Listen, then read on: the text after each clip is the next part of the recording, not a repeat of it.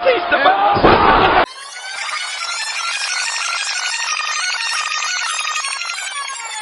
Batista vs. Ric Flair. Batista breaks HHH's sledgehammer.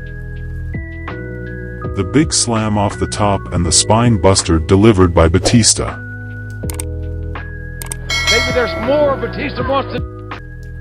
Triple H tries to run in and gets tossed out, setting up the Batista Bomb for the pin.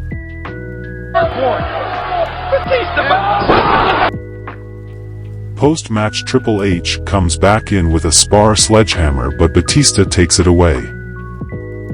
Batista Sledgehammer! The hammer is broken over Batista's knee, sending Triple H into a panic to end the show. Well, that's all we have for you today. Thanks for watching.